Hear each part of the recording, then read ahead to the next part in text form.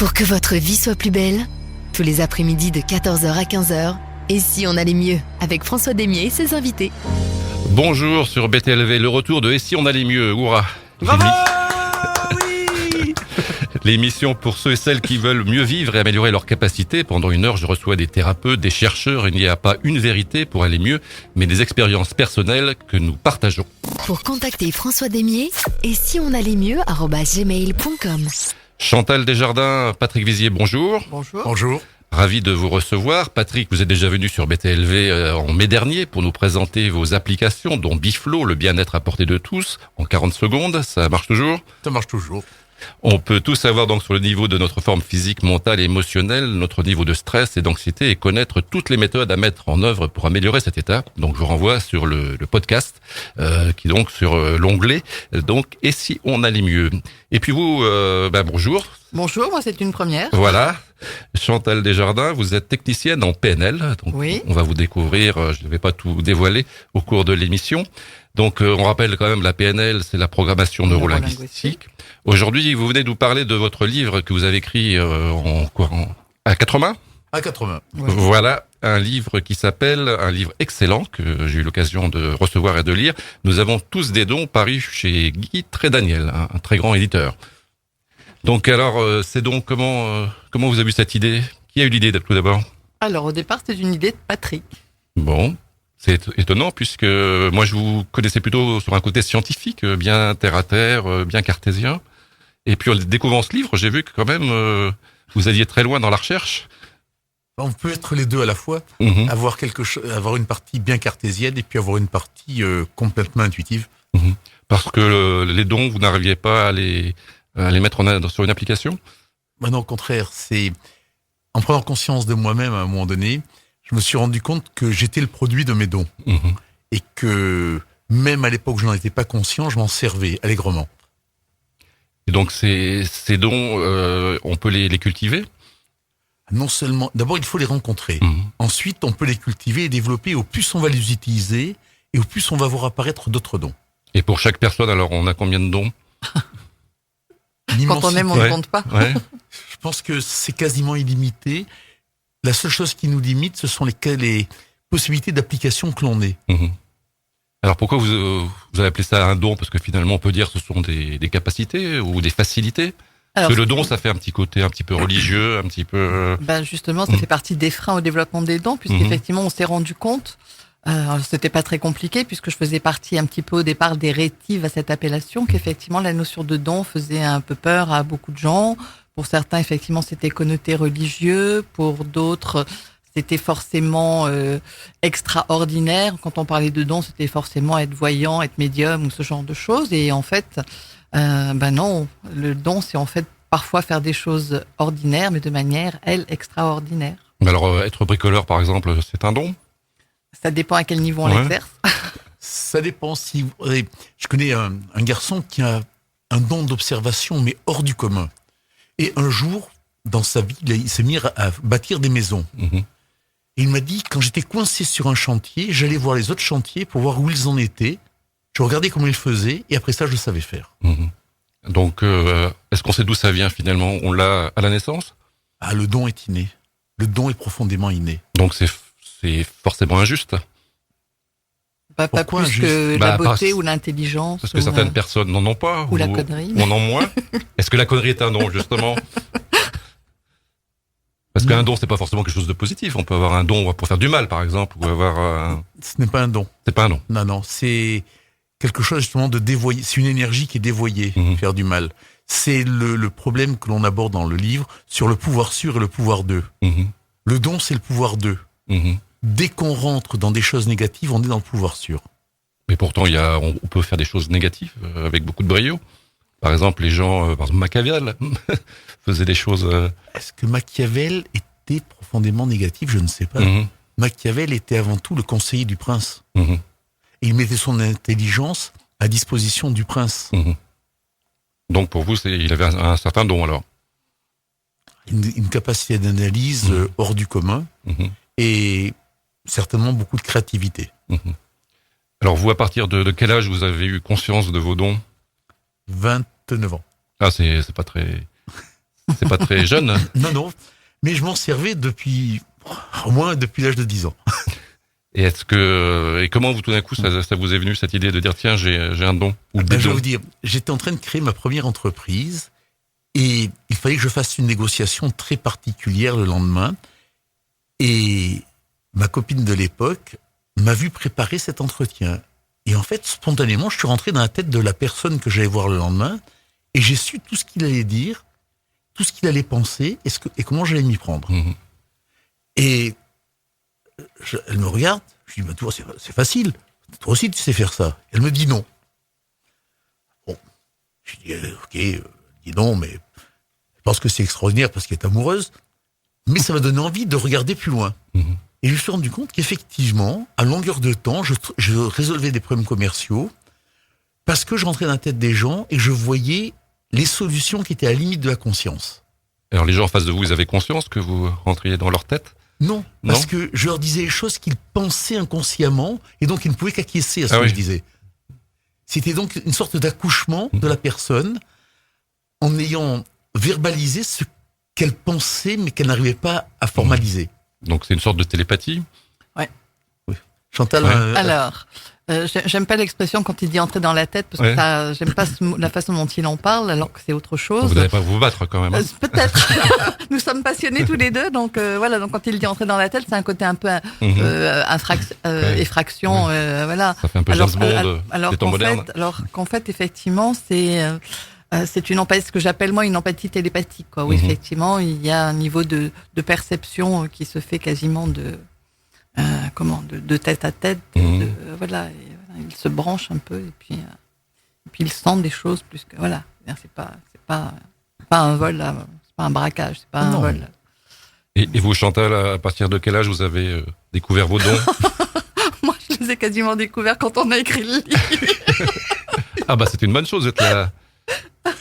Voilà, parce que je faisais partie des gens réfractaires aux dons, donc effectivement, ça veut pas dire, j'avais tendance à dire que j'étais plutôt, moi je suis quelqu'un qui dit oui, je suis plutôt doué, où j'ai des facilités, où j'ai, voilà, je sens que, voilà, pas que je suis une brêle, hein, mais vous êtes doué en tout et dans n'importe quoi. Que j'ai des aptitudes.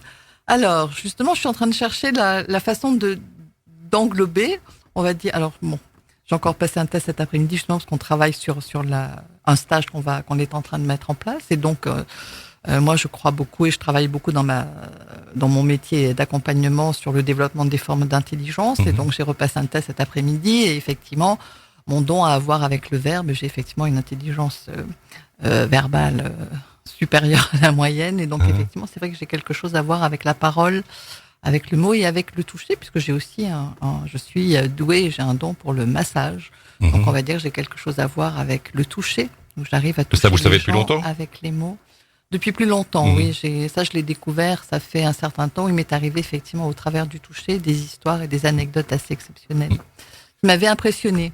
Et donc je faisais plutôt partie des gens qui avaient plutôt tendance au départ à dire « Oh, c'est quoi cette tête bête ? C'est quoi ce qui m'arrive là ? Je veux pas trop savoir. » Voilà. Quand vous touchez quelqu'un qui vous raconte des choses que vous avez fait émerger, ça fait bizarre. Voilà. Donc ce livre, l'écriture de ce livre avec Patrick, ça a bouleversé votre vie, finalement. Ça m'a fait beaucoup cogiter, beaucoup travailler et beaucoup avancer. Et voilà, donc je restituerai ça aux gens qui travailleront avec nous ensuite.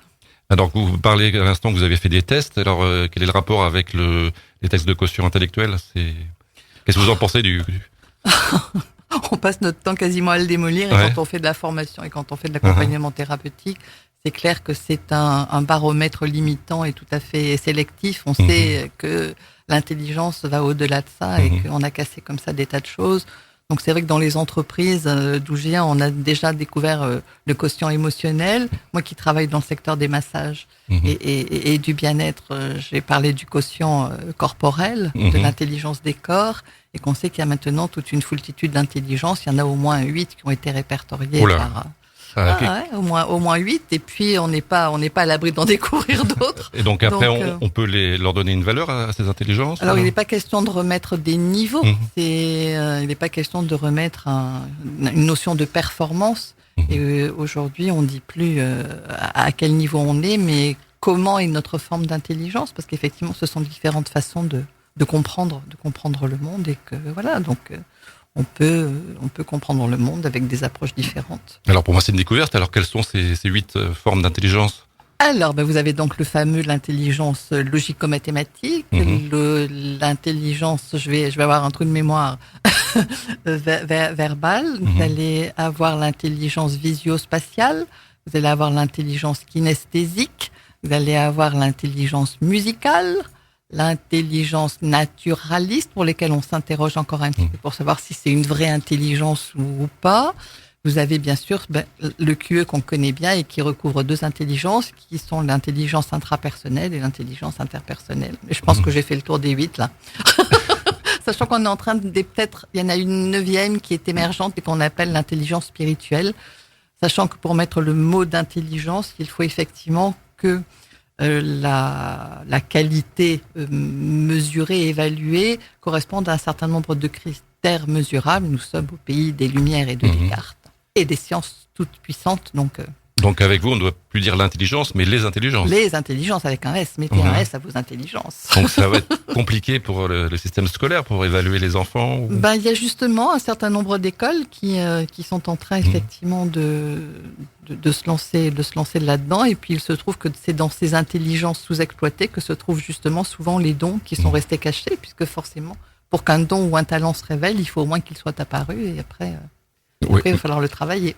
Mais j'ai lu dans votre livre que le don n'est pas forcément présent à chaque moment.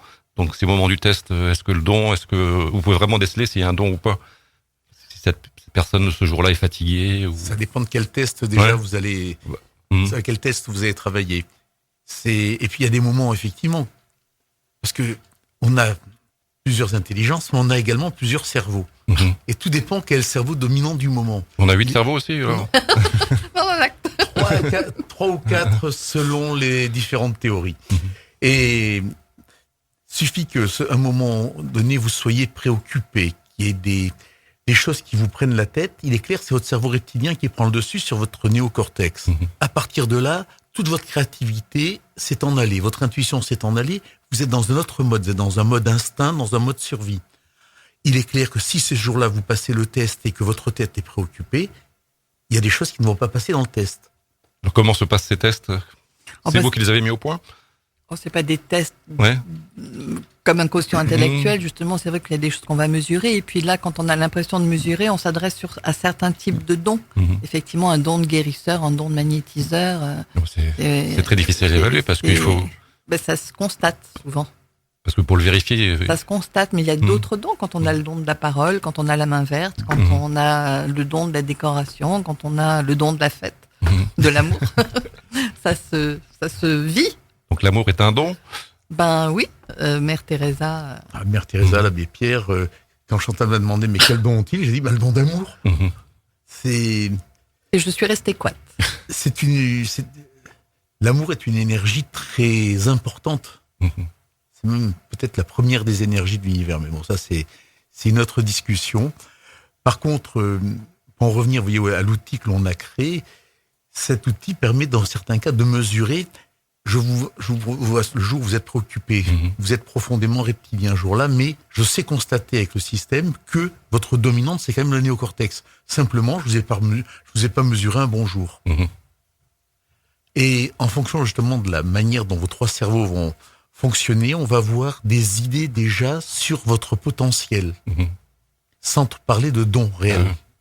Donc vous pouvez mesurer le potentiel, vous pouvez voir un peu le système de fonctionnement de la personne. Si vous avez un néocortex important qui s'appuie sur un limbique important, il est clair que vous aurez un don, il y aura beaucoup de chances que vous ayez un don relationnel. Alors comment vous arrivez à évaluer ça? En mesurant avec le système Biflo dont on a parlé la dernière fois. Le fameux système. Exactement. Et donc ça apparaît clairement sur... ça, faut savoir l'interpréter. Ça donne des pistes en tout cas à creuser. C'est un peu comme les balances impédance-métrie. Maintenant, il faut savoir interpréter. Elle dit certaines choses, mais derrière, le professionnel doit interpréter. Alors Chantal, vous qui êtes cartésienne, la première fois que vous avez entendu parler de cette machine... Je suis une cartésienne intuitive. Donc la première fois que vous avez entendu parler Et Patrick est un intuitif cartésien. Donc la première fois que vous avez vu cette machine Biflo, Si vous vous êtes dit, c'est une arnaque, c'est Non, bizarre. loin de moi. Non. Mais effectivement, la curiosité, parce que d'abord, moi, je porte pas de jugement tout de suite et que, justement, Saint Thomas, d'abord, je vais aller voir. Et il se trouve que lorsque je suis passée dessus, puisqu'on dit passer sur cette machine, j'ai tout de suite été bluffée. Alors, c'est vrai qu'il y a eu depuis du travail qui a été fait et qu'ils ont largement peaufiné les choses, mais c'est vrai que ça interpelle quelque part au niveau du vécu comme il se doit, mais voilà, non, et qu'après, on ne peut être que convaincu quand on... Alors finalement, à quoi ça sert de mesurer tout ça? D'amener les gens à rentrer en conscience avec leurs propres dons. Parce que c'est l'objectif. Et c'est pour cette raison qu'avec Chantal, on vient de créer l'école des dons, qui va donner des cours de formation et aider les gens à se rencontrer. Parce que pour moi, je pense que la chose la plus importante qu'on puisse faire avec un individu, c'est l'aider à se rencontrer. Et en rencontrant ses dons, il va se rencontrer lui-même. Alors comment ça va se passer? Ça va durer longtemps, ce cours? Bien, forcément. Ouais. Non, mais comment ça va s'organiser? Parce que c'est compliqué. Comment Ça dépend des individus. Il y a des individus pour lesquels le don affleure à la conscience.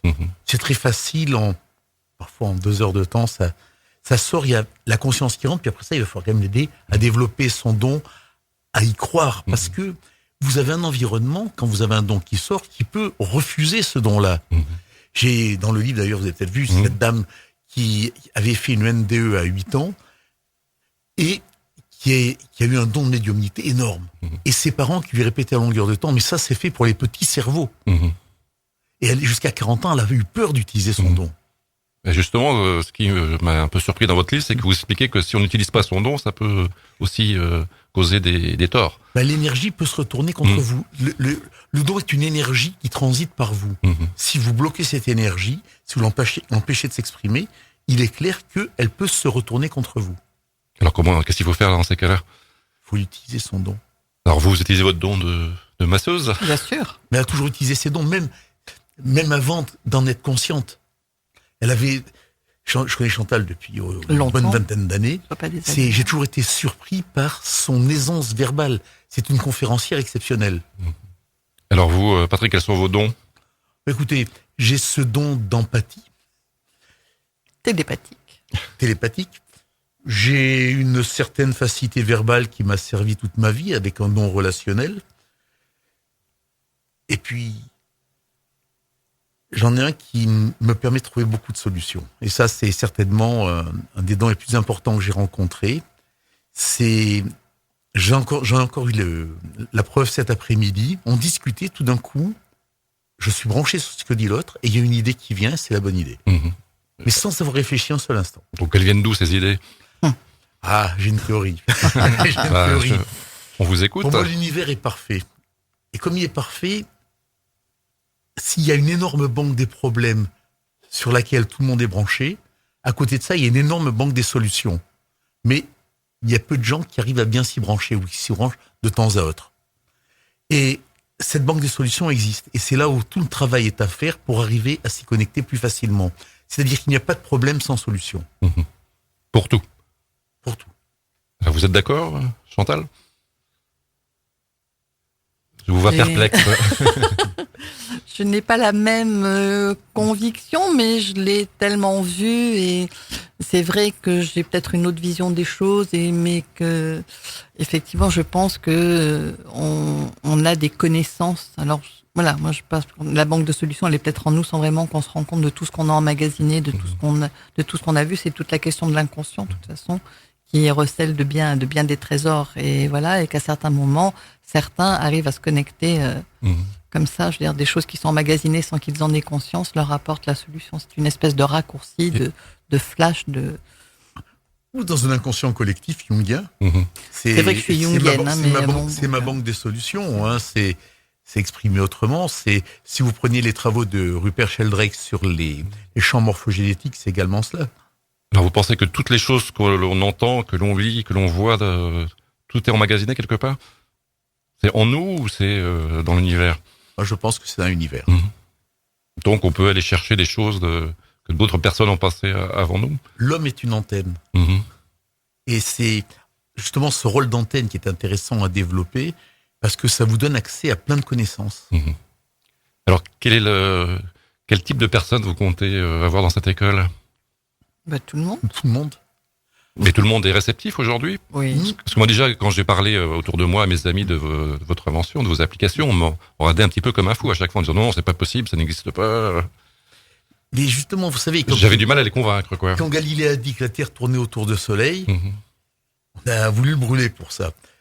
Et c'est à peu près pareil. Les gens n'aiment pas que l'on touche à un équilibre existant. Tout système est fait pour maintenir cet équilibre et donc gommer les différences. Or, on bloque les dons, on a bloqué les dons des gens pendant très longtemps parce qu'on voulait toutes les oreilles dans le même alignement. Au contraire, maintenant, en permettant aux gens de se rencontrer, on va libérer pour préparer une évolution de la société. Vers quelle évolution? Vous êtes confiant en l'avenir? Plus de conscience. Mhm. S'il y a plus de conscience, forcément, la société sera meilleure. Et donc la conscience commence donc par nous, finalement. Bien sûr, c'est nous. Mhm. Ça commence complètement par nous. Et donc cette évolution, vous pensez que ça va maintenant de plus en plus vite? Certaines de mes invités me le disent. Il y a une accélération énorme des choses. Chantal n'a pas l'air d'accord. Si, mais voilà, enfin, ça a été des grandes conversations et des grandes discussions entre nous, justement sur ce côté, comment dirais-je, je trouve pas le qualificatif, mais en tout cas, moi déjà, je pense qu'effectivement, le don, ça se travaille à différents niveaux. Et qu'effectivement, quand on est dans son don ou dans son talent ou dans son aptitude, si le mot finit par gêner, il faut pas se laisser embêter par une question sémantique à la limite, dès lors que la chose est, je veux dire, les capacités singulières, des choses que l'on fait avec fluidité, c'est des états qui nous mettent dans ce qu'on appelle le flow, quoi, où on fait les choses avec facilité, avec cette espèce de moment où on se sent pleinement soi, où on ne voit pas le temps passer, où on est dans le plaisir, et que moi je pars du principe que si on arrive déjà, grâce à son don, à se sentir bien dans sa peau, donner le meilleur de soi, il y a un livre qui vient de sortir, mais effectivement on est ça. Donc déjà, si on arrive moi qui suis dans la formation, dans l'accompagnement, dans le coaching, c'est clair que si déjà on arrive à un niveau d'épanouissement à son niveau, c'est bien. Il se trouve effectivement que malgré tout, même si je joue les sceptiques et parfois c'était mon rôle dans notre duo de jouer un peu l'avocat du diable et voilà, c'est vrai que moi je pense aussi profondément que nous sommes des êtres énergétiques et c'est vrai que les notions d'énergie, Ça vous dites ça quand même de vibration. Ça fait combien d'années que vous dites ça? Ça fait fort longtemps parce qu'à partir du moment où on approche un travail sur le corps, on est obligé quasiment. Je veux dire, on le sent en permanence. Pourtant, quand on en parle autour de nous, les gens sont très surpris. Moi, quand j'en parle régulièrement, les gens sont encore si surpris que ça, c'est vrai. Il faut un petit peu creuser après. Chacun après raconte ses expériences. Il y a des mots qui font peur. Et puis voilà. Alors puis il y a des choses qui ont été galvaudées. Alors, c'est vrai qu'aujourd'hui, c'est ce que je dis dans le livre à un moment donné. Je vais t'harmoniser les chakras. Forcément, ça fait profondément rigoler. Mais en même temps, pourtant, quelque part, c'est ce qu'on fait, quoi. Donc, si le mot chakra dérange, on met le mot plexus, c'est la même chose. On peut mettre le mot de centre énergétique. Les centres bioélectroniques du corps. Voilà, on les a, ils sont avérés, même chez nous, scientifiques, profonds, purs et durs. Donc voilà, c'est vrai qu'il y a des choses à dépasser, que parfois devant les évidences, il y a pas grand chose à faire. Et que c'est vrai que ça a été effectivement une de nos premières discussions sur la faculté du don et sur le bénéfice du don. Et que voilà, si déjà ça aide effectivement. Alors, Patrick a une vision un peu transcendante du don. Moi, j'en ai déjà une vision, si déjà on va à la réalisation et que, voilà, après on joue sur la loi d'attraction et c'est vrai que, voilà. Vous parlez même de la loi d'attraction. vous y croyez donc? Oui. Et vous pensez vraiment que ça fonctionne? Oui. Moi, je suis assez... Et les atomes crochus, alors? Et donc, s'il y a de... Vous savez, on trouve dans la sagesse populaire, si on creuse, on se rend compte qu'il y a plein de choses que l'on dit depuis toujours. Voilà, que je le disais en riant, on parle d'atomes crochus, mais c'est exactement ce qu'on dit, de façon très simple, très prosaïque. On dit qu'il y a des gens qui ont un niveau vibratoire qui fait que clac. Et donc, dans le livre aussi, ça m'a un peu étonné, on parle de la méthode Coué, finalement. Pour moi, Coué était un génie. Parce qu'on en parle très rarement. Mais c'est un vrai génie. C'est un petit il a été repris complètement par Murphy, qui a fait un succès extraordinaire aux États-Unis. Mais c'est Coué qui a eu l'idée au départ. Donc c'est français. C'est français. Mais une fois de plus, ça s'est exporté. C'est là-bas que ça a réussi. Ils sont aussi plus réceptifs au départ. Mais... Alors en quoi cette méthode peut fonctionner? Parce qu'aujourd'hui, on n'entend vraiment plus beaucoup parler, quoi. Moi, chaque fois que j'en ai parlé à mes invités, ils m'ont regardé toujours un peu étonné. Et... visiblement, les Français ont abandonné ce... Oui, parce que le français est hyper rationaliste, et alors que la méthode Coué et Coué quand même était pharmacien, il faut s'en souvenir, c'est un scientifique au départ, c'est une loi de reprogrammation du subconscient. Avec le développement de la pensée positive, on revient à des choses comme ça, qu'on rebaptise autrement, mais quelque part, c'est la base. Finalement, dans les années 70, il y avait beaucoup de livres qui parlaient de ça. Bien sûr. Mais ils ont été attribués au Baba Cool, à un certain mode New de Age. pensée qui était New Age, qui ensuite a été diabolisé. Et donc, on a, au lieu de bénéficier de tout ce que ça apportait de nouveau, ça a été mis de côté. Et alors, en France, vous avez un truc qui s'appelle la Mivilude, qui a parlé de sectes très facilement, et qui a voulu catégoriser un certain nombre d'idées nouvelles qui arrivaient pour aider les individus. Mais là encore, on veut être différent, on veut pas qu'on soit différent. Et donc, vous pensez que les pouvoirs publics vont enfin s'ouvrir, ou justement, à cause des documents qu'ils préparent, l'avenir est pas très clair? Je vais vous dire, il y a un décalage énorme entre l'évolution mentale de la population et la rigidité mentale des politiques. Voilà ce que j'en pense. Il faudrait passer des tests au Conseil des ministres. Il y en a qui risqueraient de pas être contents. Et donc, vous partez donc du principe qu'on a tous donc des dons. Ouais. Mais alors, jusqu'à quel âge on peut les développer, ces dons? Tout le temps. Il n'y a pas de limite. Parce qu'on vous a toujours dit, maintenant, La plasticité, oui, mais... on sait que c'est faux, que nos cellules ne se régénèrent pas à partir non, mais alors il faut lire C'est faux, ça. Oui, je sais. Il faut lire un peu les résultats des neurosciences. Et alors là, on n'a pas besoin non plus d'être scientifique. C'est très vulgarisé. Il suffit de lire n'importe quel magazine. Vous lisez Psychologie Magazine, sans lire d'autres revues plus élaborées, mais même c'est dans la presse. Donc on sait qu'aujourd'hui, on parlait tout à l'heure de nos 3 cerveaux et on disait en riant, il va y en avoir 8. C'est vrai que maintenant, avec tout ce qu'on découvre sur les aires, différentes aires du cerveau, les aires cérébrales, je cherchais le mot, merci. Moi qui ai le don du verbe, je sais, bravo. Les aires cérébrales, effectivement, on risque de découvrir effectivement qu'on a plusieurs cerveaux, mais en tout cas, ce qu'on découvre, c'est la plasticité du cerveau, et justement, une des grandes découvertes youpi, c'est que voilà, même en vieillissant, le rythme d'apprentissage est un peu plus lent, mais on continue d'apprendre et on peut apprendre. Et on continue à produire des neurones à condition d'avoir une alimentation adaptée, de vivre avec un minimum de stress. Et puis on a découvert qu'on avait 200 millions de neurones dans les intestins, et qu'on avait 50 000 dans le cœur. Mais manifestement, les 50 000 qui sont dans le cœur ont un rôle énorme. Et là, il y a des recherches qui sont encore faites, et il est difficile d'en parler avec trop d'assurance. Et donc, vous pensez que ces recherches vont aboutir prochainement? On va vraiment savoir... Est-ce qu'il y a vraiment beaucoup de gens qui travaillent sur ces questions? Oui. Oui, parce que ce sont des pistes extraordinaires dans la compréhension de l'individu. Vous savez que dans l'ensemble de l'univers connu, il n'y a pas de système plus complexe que le cerveau humain. C'est la seule chose qu'on ne peut pas finalement maîtriser aujourd'hui. Je dirais appréhender. C'est un vilain mot, maîtriser. Donc vous parlez des dons, mais alors l'esprit, est-ce qu'on peut parler d'âme aussi? Moi, je parle d'énergie. Pour moi, le don est une énergie qui transite par nous-mêmes. Alors, c'est quoi? C'est donc une connexion avec une énergie qui nous transcende et qui va agir sur un certain nombre de choses. C'est ça le don. On n'est pas propriétaire du don. Nous sommes les transitaires du don, rarement les bénéficiaires. Ça peut nous arriver dans certains cas, mais le plus souvent, nous ne sommes que des transitaires. Et une fois qu'on a compris ça, c'est extraordinaire. Parce que on laisse glisser l'énergie, et ça se fait tout seul. Mais cette énergie contient elle-même un savoir. Alors, est-ce que le don peut se transmettre par la filiation? Les dons de magnétiseurs, oui. C'est certains dons qui sont liés. Alors, j'ai vu des dons de médiumnité qui se transmettaient. Des dons de magnétiseurs, oui. Alors ça se transmet très bien. Mais il y a même, vous savez, on sait que maintenant, il y a des barreurs de feu. Des gens qui sont capables, avec une approche, d'arrêter le feu. Et on commence à les trouver dans les hôpitaux, parce que comme par hasard, quand ils agissent, les gens guérissent plus vite. Et ben ça, Et souffrent moins. Et souffrent moins. Ça se transmet. Ça, il y a des techniques de transmission, il y a des techniques d'initiation, et ça, on reprend Castaneda avec Don Juan. Il y a des choses qui peuvent se transmettre, et puis il y a des choses que l'on porte en soi. Mais Don Juan n'a transmis à Castaneda que parce qu'il avait repéré en Castaneda les dons qu'il fallait développer. Alors, quelle est la marge finalement entre le don et la connaissance? C'est Mozart et Salieri. Là, c'est très complexe parce que... Mozart reçoit la musique et il la transmet instantanément sans même avoir besoin de la connaître. Alors que Salieri sait tout de la musique, mais il n'a pas le don.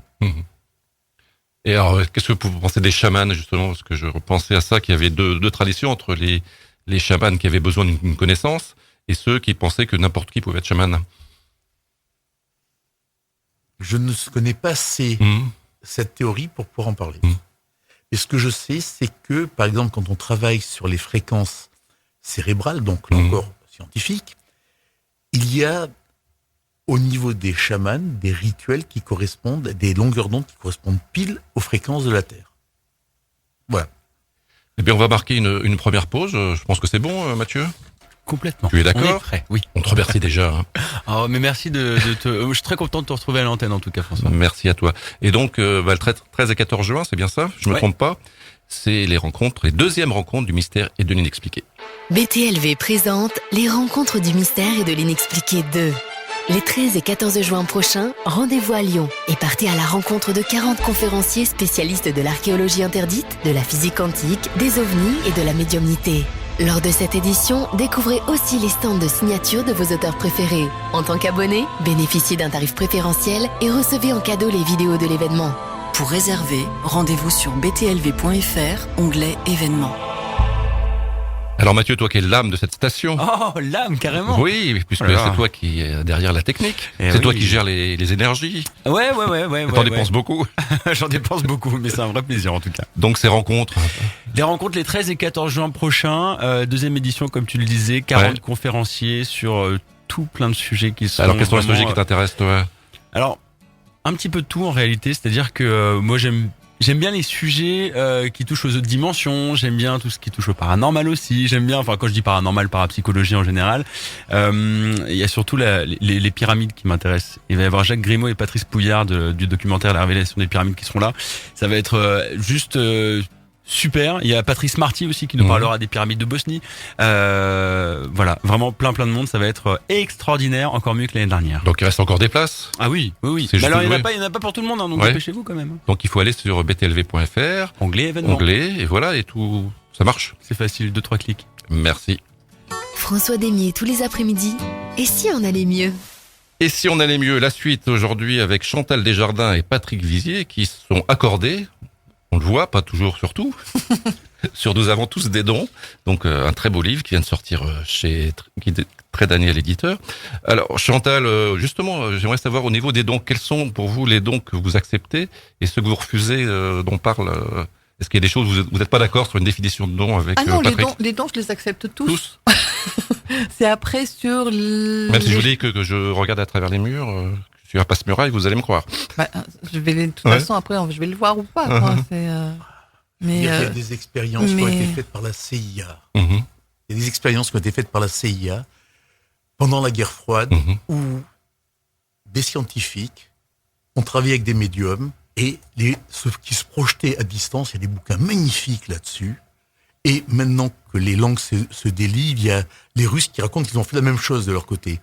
Et la première expérience pour passer à travers les murs, c'est un des médiums qui était utilisé donc par ce laboratoire. C'est son esprit qui passe à travers le mur. Bien sûr, qui est allé dans un bureau de la CIA, dans le bureau d'un des chefs de la CIA, qui a ouvert mentalement un tiroir et qui a dit il y a tel dossier, tel dossier, tel dossier. Et c'est là où la CIA a accepté de financer le programme. Et vous pensez qu'aujourd'hui on a poursuivi ces recherches ou c'est complètement arrêté? Ils vont surtout pas arrêter. Russell Targ, je cherche le bouquin, c'est Russell Targ, l'homme qui menait ses travaux. Alors ça s'apprend justement ou... Alors non, ils ont sélectionné des gens qui avaient d'énormes capacités médiumniques. Ça se travaille après. Mais après ça, Russell Targ a monté des cours pour amener justement des gens qui avaient des petits dons de médiumnité à développer énormément ces dons. Brassens disait, sans travail, le don n'est qu'une seule manie. Et est-ce qu'on, par exemple, on peut se mettre à plusieurs sur un même... c'est-à-dire, comment je pourrais dire, est-ce qu'on peut mutualiser les dons sur un projet? Oui. C'est ce qu'ils ont fait justement dans ce laboratoire. C'est très étonnant ça vaut la peine de lire le bouquin de Russell Targ sur le sujet parce qu'il est passionnant. On fait monter des champs vibratoires parce qu'on est plusieurs. Donc. Ah oui. Et ça vous y croyez donc? Ah, complètement. Ah non, je suis pas une radio. Enfin, oui. Alors quelles sont les choses auxquelles vous ne croyez pas?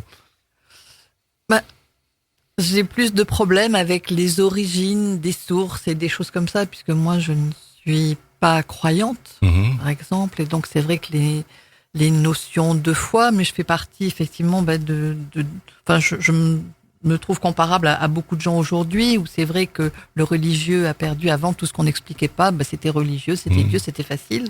Aujourd'hui, on s'en sort un peu mieux. Je vois que là, aux rencontres du mystère et de l'inexpliqué, on va parler de physique quantique. Et c'est clair que on parlait de tout ce qu'on apprend sur le cerveau, qu'avec tout ce qu'on découvre au travers de la physique quantique, on n'est pas au bout de nos surprises et ça ne cesse de révolutionner les choses. Donc, effectivement, peut-être que demain, traverser les murs, ce sera possible. Et donc, ce serait une belle avancée ou... C'est pas possible. Non, récemment, il y a un livre de Marcel Aimé, le Passe Murray.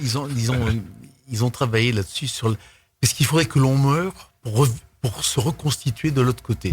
Mais, si tu travailles, là on parle du corps physique, mais si tu travailles sur le corps astral, oui, on peut en parler. Et là, ça rejoint un peu la téléportation. Oui, c'est l'ubiquité. C'est puisque je rêverais d'avoir le don d'ubiquité. Alors, est-ce qu'il y a des gens qui ont ce don? Est-ce qu'il existe selon vous? J'avoue que ça, je ne sais pas, mais c'est une capacité de projection de l'image, mais non pas du corps matériel. C'est ça, ouais, en termes de corps physique, oui. Voilà. C'est comme une image holographique qui est transportée à distance. Alors donc vous parlez beaucoup d'énergie. Alors est-ce qu'il y a des énergies ou selon vous ou une énergie? C'est la même finalement qu'il y a dans l'univers et en nous. Si on reprend la théorie du Big Bang, il y a une énergie qui s'est concentrée.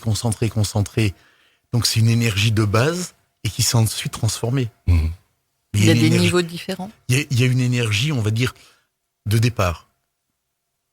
Et puis après ça, elle se transforme. Mais alors, elle est ni positive ni négative? C'est une énergie. Oui. Et alors, les vibrations, quelle est la différence entre énergie et vibration? Une question que je pose beaucoup, peut-être un peu stupide, mais... La vibration est la conséquence de l'énergie. C'est l'effet, oui. Vous avez le feu, et puis effectivement la chaleur. Enfin, je veux dire, c'est la même chose entre l'énergie et les vibrations que le feu et la chaleur. Alors vous dites aussi dans votre livre qu'il y a des gens justement qui nous vampirisent. Yes. Ah oui. Ça m'a un peu étonné. Ça vous y croyez? Non seulement j'y crois, mais Saint Thomas, Sainte Tomate, je l'ai testé. Je me suis fait... je suis une femme, ça va. On a pompé mon énergie allègrement, effectivement. Donc, effectivement, dans la pratique, dans la pratique du massage, enfin, comme tous les soignants d'ailleurs, ou comme tous les gens qui sont, il faut faire attention, où vous avez des gens de manière inconsciente, de manière tout à fait inconsciente, qui se branchent sur vous et qui vous prennent votre énergie. Il y a des gens, par la parole, en quelques minutes, qui peuvent vous aspirer votre énergie. Parce qu'ils nous saoulent, tout simplement. Non, ils nous pompent. Il y a vraiment... Pas que l'air. Ils aspirent réellement l'énergie. Et alors, je peux vous dire, nous qui faisons beaucoup de formations, il y a des groupes qui peuvent vous bouffer l'énergie, vous sortez du stage, vous êtes vidé en fin de journée. À contrario, vous faites une conférence devant 200, 300 personnes. C'est déjà plus court dans le temps, avec un public bien réceptif. Vous sortez, vous êtes sur un nuage, vous n'allez pas dormir de la nuit. Tous les conférenciers, tous les artistes vous le disent, c'est clair. Mais vous n'êtes pas sûr que ça vient pas justement du conférencier ou de l'artiste selon son humeur mais l'artiste se dit qu'il est requinqué, qu'il est ressourcé, qu'il prend l'énergie. C'est pas qu'une parole qu'on dit à ses fans, c'est vraiment ça. Les lieux de prière, les lieux on se recharge. Il y a des lieux dans lesquels on se recharge. Alors c'est important de se recharger alors? Oui. C'est vrai. Déjà, l'important c'est de ne pas se vider. Et ensuite, se recharger, ça permet de ne jamais toucher à son énergie première. D'ailleurs, les Chinois distinguent bien qu'il y a deux types d'énergie. Il y a l'énergie que l'on absorbe, et puis il y a l'énergie avec laquelle on arrive à la naissance qui n'est pas reproductible. C'est l'énergie du rein. Ah, donc c'est une mauvaise nouvelle ça, si ça se renouvelle pas. C'est pour ça qu'il faut l'aménager. Et c'est pour ça, par exemple, que à la fin d'un repas, ils vous disent qu'il faut boire chaud et surtout pas manger une glace, parce que sinon, comme l'estomac doit recuire les aliments, vous allez donner plus de travail au corps et il va piocher dans l'énergie du rein. Et alors cette énergie du rein, vous arrivez aujourd'hui, pas encore, vous pensez qu'un jour ça sera possible de la calculer? Les Chinois y arrivent d'une certaine manière avec les poux chinois, mais enfin les médecins chinois y arrivent, mais là nous non. Là, ça dépasse nos capacités actuelles. Enfin, en ce qui concerne mes outils. L'idée n'est pas encore venue, il faut y travailler. Oui, non, avec les outils, mais sinon c'est possible. Oui. Quoi, je veux dire. Alors, comment on peut récupérer l'énergie à part aller à la campagne, se ressourcer? En même temps, c'est vrai que ce sont les énergies nourricières. Hein, donc, Enfin, quand on est en ville, c'est difficile. Hein, à Boulogne, l'air et l'alimentation, bah oui, mais ou à Paris, c'est difficile. Mais vous savez, il y a une méthode, la méthode de base, la méthode RAS, respiration, alimentation, sport, sommeil. Donc, vous pratiquez donc beaucoup de sport. Ah oui, j'en fais 40 minutes par jour à peu près. Et vous aussi? moi je suis pas mais je préfère l'activité physique. Au sport, Oui. parce que dans le sport, beaucoup de gens mettent derrière une idée de performance et tout de suite, voilà. Moi, la performance, Non, moi c'est vraiment c'est me remuer. voilà. Donc moi, je marche, je nage, je respire, je Alors. danse, je masse, je bouge. Comment on reconnaît donc ces gens? Enfin, on les reconnaît, vous nous avez dit, ce sont des gens qui donnent une mauvaise atmosphère dans une pièce, par exemple, qui sont fatigants. Comment on peut se protéger? Il y a différentes manières de se protéger. C'est déjà quand on les a repérés, c'est se préparer à les rencontrer. C'est mettre une sorte de cuirasse psychique sur soi. Mais dans certains cas, bon, c'est connu, c'est se laver les bras à l'eau froide au-delà des coudes. Surtout quand on les touche, ça, Oui. c'est clair. C'est parce qu'en plus il y a des gens qui vous pompent l'énergie en vous touchant aussi. Ah bon, alors faut se méfier. Hein. C'est le vampirisme, c'est vraiment quelque chose d'énergétique. Il y a des pierres de protection, de vraies pierres de protection. C'est selon le. Mathieu a une pierre de protection d'ailleurs. Oui, c'est vrai. Tu l'utilises toujours? Une labradorite, une quoi? Alors, elle est bleue claire, elle tend presque vers les violets. Et elle est un petit peu zébrée. Alors, il me semble. Alors, je sais qu'elle permet de se recentrer en fait, parce que j'ai un peu les idées qui partent un peu dans tous les sens. Et visiblement, c'est une pierre qui aide à Pierre se de concentrer. recentrage, qui est pas forcément. Ah, je l'ai pas sur moi, mais c'est ça le problème. Ah ben voilà. Non, mais il y a vraiment quelque chose. Hein. C'est-à-dire que je l'ai plus, et depuis que je l'ai plus, je me sens pas pareil. Par exemple, pour les thérapeutes, il est conseillé d'avoir une géode d'améthyste ou une grosse améthyste dans le bureau dans lequel vous pratiquez. Parce que l'améthyste est très forte par rapport aux pensées négatives. Et d'ailleurs, en plus, c'est une pierre qui a beaucoup d'énergie et qui est capable de nettoyer les autres pierres. Mais j'ai beaucoup de thérapeutes qui sont passés à ce micro et qui m'ont dit que ça leur faisait rien, qu'ils avaient pas de fatigue, ils avaient pas de. Moi, ça m'a toujours un peu étonné, quoi. Tant qu'ils sont Mais bien c'est- branchés, ça va. C'est une façon de se ressourcer aussi. C'est vrai que moi, je suis étonnée de voir que je peux effectivement faire un certain. Alors, je vais pas en faire 150 012 tous les jours, voilà. Mais c'est vrai que souvent on me dit, oh là, c'est physique, hein, vous devez être fatigué. Non, c'est vrai qu'on apprend à gérer son énergie et voilà. Et puis quand on est dans cette espèce de fluidité, curieusement, ça va bien. Et alors, dans une relation amoureuse, ça va être terrible d'être avec une vampire ou un vampire. ça arrive? Fatalement? Vous avez déjà eu des cas? Amoureusement, non. Non, mais pas des gens. Je vous pose pas de questions personnelles, mais de gens. Sinon, il me faudrait de la mémoire en plus. Vous avez déjà eu des cas de gens qui ne se rendaient pas compte que leur conjoint ou conjointe ou compagnon ou compagnonne était pompé l'énergie? C'est vrai qu'il y a des couples où il y en a un qui sert de batterie à l'autre, hein, ça c'est clair. Alors ça va pas forcément jusqu'au fait d'être complètement vidé et aspiré par l'autre, mais Vous avez un cas, ce sont les pervers narcissiques. Mhm. Le pervers narcissique va bouffer l'énergie de l'autre, mais profondément, en le détruisant petit à petit. Et alors, dans la sexualité, quand on fait l'amour, ça donne de l'énergie ou on en perd? Si vous lisez tout ce qui est dit dans le tantra, ça peut donner une énergie exceptionnelle et faire monter la Kundalini. Donc il y a de l'espoir. Ah oui, non, mais ça peut être extraordinaire. C'est un acte de fusion. en principe la libido c'est une énergie vitale. Hein, oui. donc. C'est une mauvaise vibration. Non, alors. donc c'est une excellente vibration. Non, c'est une excellente C'est vibration. toujours bonne. Bah, c'est la pulsion vitale. Tout dépend de l'intention avec laquelle Depuis Freud, vous Eros et pratiquez- Thanatos, vous voilà. Hein. pratiquez. C'est là encore, si vous êtes là uniquement pour prendre, pour dominer et non pas pour échanger, il est clair que ça va pas se passer de la même manière. Donc vous en parlez dans votre livre, justement, l'attention, c'est quelque chose de très important. À l'intention, oui.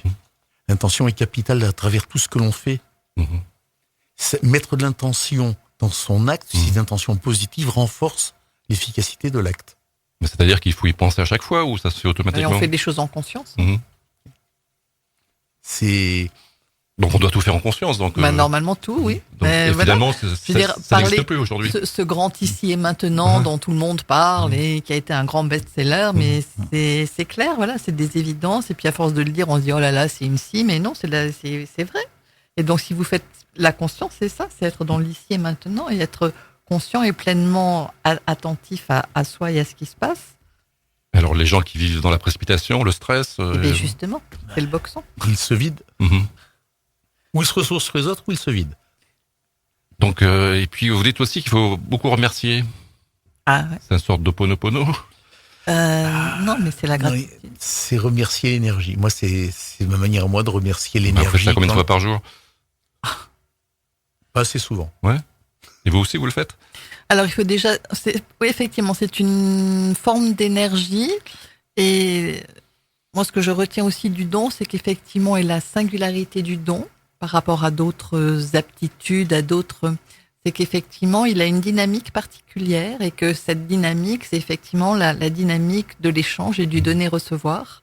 Donc ça a été conceptualisé par les économistes, mais ça marche aussi dans la vie et que je pense effectivement que pour voir et sentir et être attentif à ses dons, il faut savoir recevoir, se mettre déjà en état de réceptivité. Et puis voilà, alors même si je suis une grande fille toute simple, c'est vrai que moi je suis assez sensible aux choses optimistes et positives et que voilà, faire un exercice de gratitude et se dire que voilà, alors il n'est pas question d'être le ravi de la crèche et un peu voilà, lourd à vie, comme on dit dans mon sud natal, mais voilà, de savoir effectivement apprécier, de savoir remercier. C'est important. Il y a quelqu'un qui nous a dit ça de manière très très moderne et très voilà, et c'est Laurent Servan-Schreiber avec ses kiffs par jour, mais voilà, c'est. Alors tous ces dons, est-ce qu'on peut les classer? Est-ce qu'il y a des dons importants, plus ou moins importants? Alors. Pas en important et en moins important, mais c'est vrai qu'on a essayé, voilà, on a essayé de faire un côté rationnel et puis pour éclaircir et balayer un peu le terrain, on a fait un exercice de classement. C'est plus des natures de dons, donc avec les dons physiques, les dons intellectuels, les dons artistiques, les dons paranormaux, les dons, voilà, mais c'est plus une catégorie. Encore une fois, il n'y a pas vraiment de hiérarchie, même si certains semblent plus banals que d'autres, mais c'est une perception. Mais alors, avec toute votre expérience, vous deux, est-ce que finalement tous ces dons, on les a peut-être en nous? Peut-être qu'on est tous médiums, on est tous guérisseurs. Je pense qu'on porte tous les dons en nous, mais que l'on n'en a pas besoin par rapport à ce que l'on est en train de vivre. Donc ne se révèlent que les dons qui sont importants par rapport à ce que l'on vit. Mais si vous faisiez un énorme travail sur vous, vous révéleriez énormément plus de dons que ceux dont vous avez besoin. Mais bon, un don aussi, ça peut être c'est très subjectif finalement. Non, parce qu'il y a des conditions objectives au don. Conditions objectives, pour moi, d'abord le don ne vous prend jamais d'énergie, il vous en donne. Alors il y a des gens qui aimeraient avoir un don, qui font comme s'ils avaient ce don, ils s'épuisent. Parce que justement, ça leur pompe leur énergie. La deuxième chose, c'est que le don s'accompagne toujours de joie. Il y a toujours du plaisir à travers le don. Ça peut être des émotions très fortes. À certains moments, ça peut vous prendre à la gorge, vous faire monter les larmes aux yeux, mais des larmes de joie. Alors par exemple, un grand sportif comme Renaud Lavillenie, donc il a un don, c'est un don lui-même. Lui, c'est un concours de circonstances finalement. Lui, c'est le don et le travail à la fois. Il n'y a pas un concours de circonstances du fait que ce jour-là, il était en... Ah non, lui travaille l'état de grâce. Il fait partie de ces gens qui sont capables de reproduire le flow.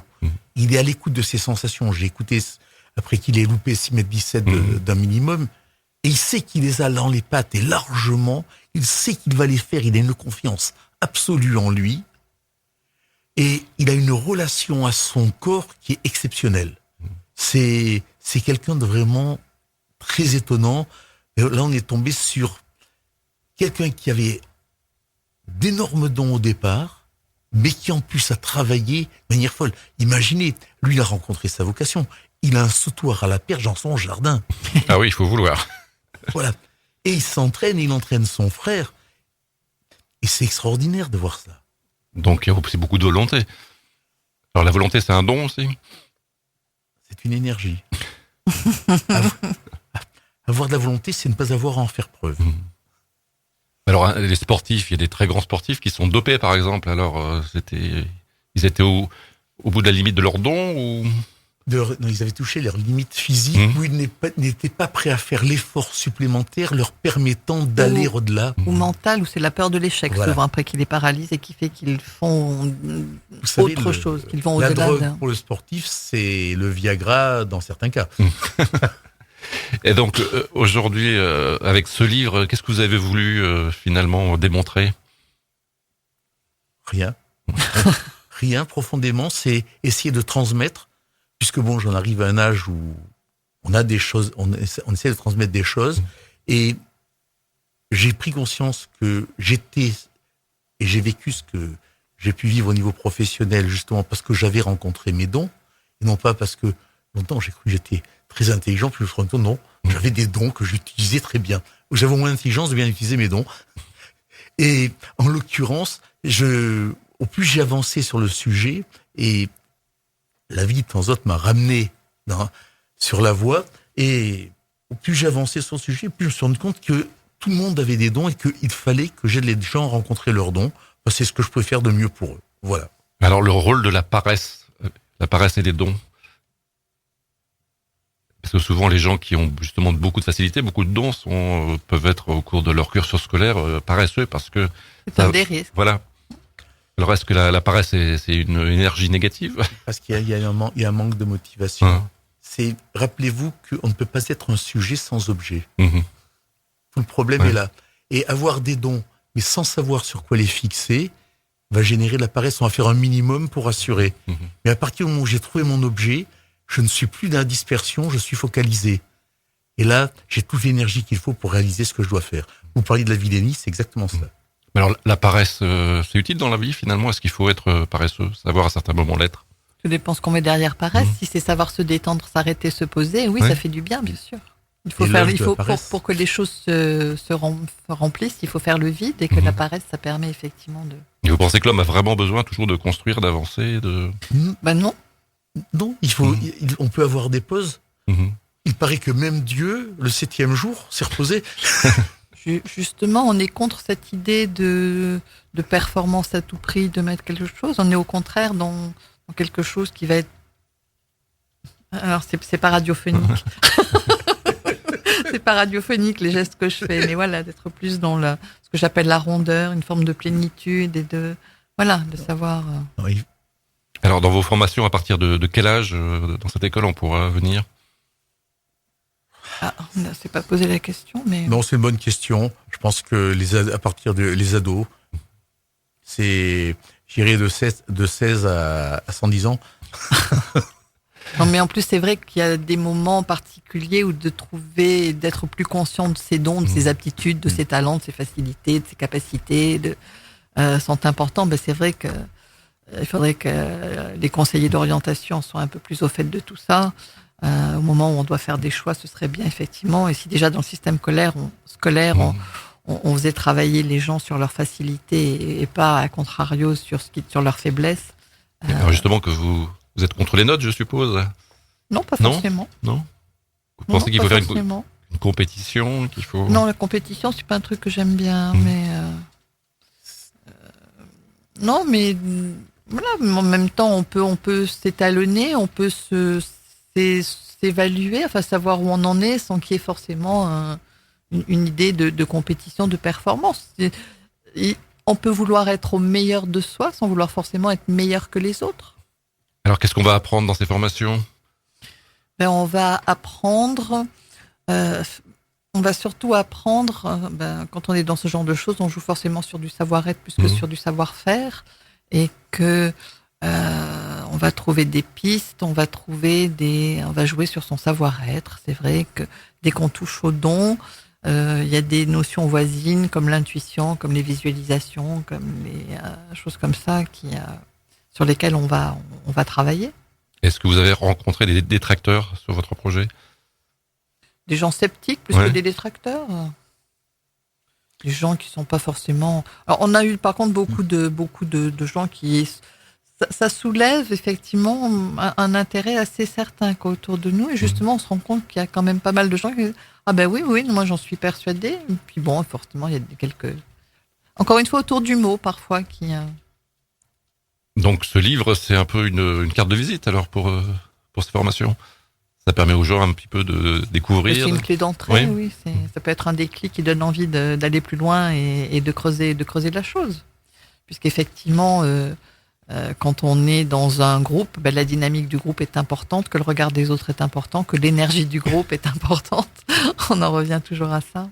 Alors, est-ce que les dons, qu'on soit homme ou femme, c'est la même chose? Ou est-ce qu'il y a des dons qui sont particuliers aux hommes et particuliers Bon, oui. Oui, parce que voilà, on va venir au vieux débat où on a longtemps cru que les femmes étaient plus intuitives que les hommes, et finalement, les derniers tests montrent que, curieusement, c'est les hommes qui seraient plus intuitifs. Sauf qu'effectivement, pendant longtemps, l'environnement culturel fait que voilà, les femmes ont été cantonnées dans des secteurs qui faisaient que, voilà, comme l'intelligence, on les a dit plus affectives. Oui, si, je pense qu'on est plus affectifs quand même. Mais voilà, non, sinon, je pense qu'effectivement, les dons sont. Enfin, je sais pas toi ce que tu en penses, mais. Les dons sont profondément partagés. Effectivement, il y a une intelligence du cœur chez les femmes, mais tout simplement parce qu'on leur a appris à accepter leurs émotions. Un mec, on lui a toujours dit, un mec, ça pleure pas. Un mec, ça doit pas ressentir certaines choses. Un mec, s'il a mal, il doit se taire. Alors qu'une femme est plus ouverte à son corps. En fait, je veux dire, les femmes sont plus complètes, et c'est pour ça que je suis sûr, dans nos stages au départ, il y aura plus de femmes que d'hommes. Comme dans tous les stages de développement personnel, de toute manière, il y a plus de femmes que d'hommes, parce qu'elles sont plus en conscience par rapport à elles-mêmes. Alors, est-ce que par rapport aux différentes régions du monde, est-ce qu'il y a des dons par région? Ou c'est les mêmes dons partout pareil? Alors, par exemple, des Papous en Australie, est-ce que... Vous avez des pays dans lesquels les dons sont favorisés, privilégiés, parce qu'ils sont considérés comme positifs et non pas nocifs à la société. Donc vous avez des gens qui ont des dons avec les animaux, des dons avec la nature qui sont beaucoup plus développés. Mais là, alors est-ce que c'est dons au savoir? Là, je ne sais plus, parce qu'il y a une grande transmission. Mais surtout, il y a une ouverture qui est faite, et rien n'a été fait pour fermer la tête des enfants. À partir de là, il y a des dons qui existent très fortement. Vous avez une relation à la nature dans certains pays qui est extraordinaire. Oui, le Brésil avec les arbres, par exemple. Bien sûr. C'est les dons animistes. Vous prenez tous les peuples animistes, ils ont une relation à la nature qui est extraordinaire. Il y a des peuples qui savent prévoir quand il y a un tsunami ou enfin qui sentent quand il y a. Alors justement, vous tendez la perche. Alors les animaux, les dons s'arrêtent à l'homme ou se poursuivent chez les animaux? Ce sont des perceptions extrasensorielles. Là, je parlerai pas de dons. Je parlerai de perceptions extrasensorielles chez les animaux qui sont capables. Rappelez-vous que, par exemple, nous avons un bulbe olfactif qui est complètement récessif et que on ne sent pas le 50e de ce que va sentir un chien ou un chat. On vient à peine de dire que c'est pas des meubles, alors avant, effectivement, on commence. Notre néocortex qui a pris tellement de place, avec la vue qui a pris tellement de place, qu'on s'est coupé d'un certain nombre de sens, parce que, là encore, on a voulu dire qu'il y a 5 sens, et puis on se rend compte qu'il y en a 11. Et donc, il y a des sens dont on est complètement coupé. Alors, est-ce qu'on peut justement, grâce à vos techniques, aller retrouver ces sens?